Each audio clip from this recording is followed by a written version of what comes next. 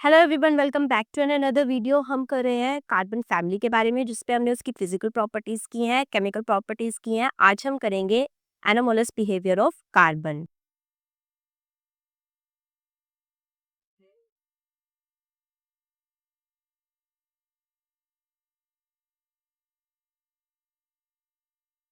अब जैसे कि हम प्रीवियस मतलब जब से हम एस ब्लॉक या फिर पी ब्लॉक कर रहे हैं, तो हम ये पढ़ते आए हैं कि जो हमारा फर्स्ट एलिमेंट है किसी भी ग्रुप का, वो दो वो सेम ही ग्रुप में प्रेजेंट है, लेकिन फिर भी वो कुछ अपने बाकी के जो ग्रुप मेंबर्स हैं उनसे डिफरेंट प्रॉपर्टी शो करता है।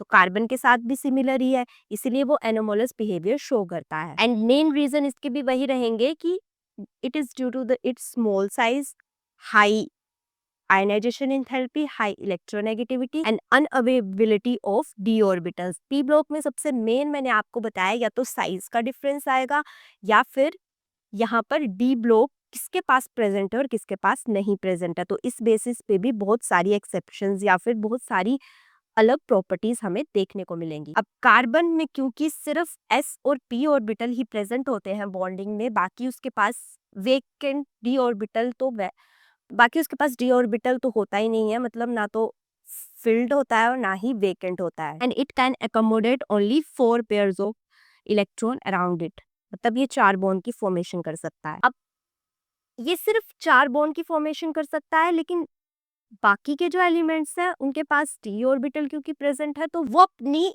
कोवलेंसी को एक्सपैंड कर सकते हैं। क्योंकि उनके पास डी ऑर्बिटल प्रेजेंट है, तो वो 4 से 6, 6 से 8 बॉन्ड भी बना सकते हैं, जबकि कार्बन के साथ ऐसा नहीं है। तो ये भी इसकी एक डिफरेंट प्रॉपर्टी है बाकी के ग्रुप मेंबर से। एंड नेक्स्ट, कार्बन की एक बहुत इंपॉर्टेंट प्रॉपर्टी है, आपने देखा होगा ऑर्गेनिक केमिस्ट्री में, carbon carbon single bond, carbon carbon double bond and carbon carbon triple bond.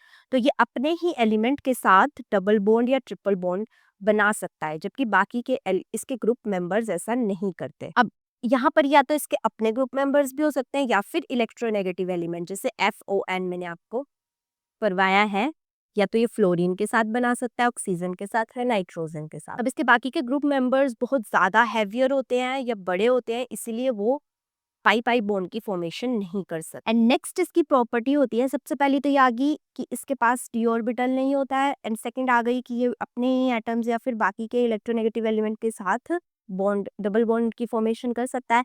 Next इसकी प्रॉपर्टी आती है कि ये अपने ही सिमिलर एलिमेंट के साथ चेन की फॉर्मेशन कर सकता है। ये अपने ही सिमिलर एलिमेंट के साथ रिंग्स या चेन की फॉर्मेशन कर सकता है, एंड इसकी इस प्रॉपर्टी को हम बोलते हैं कैटिनेशन।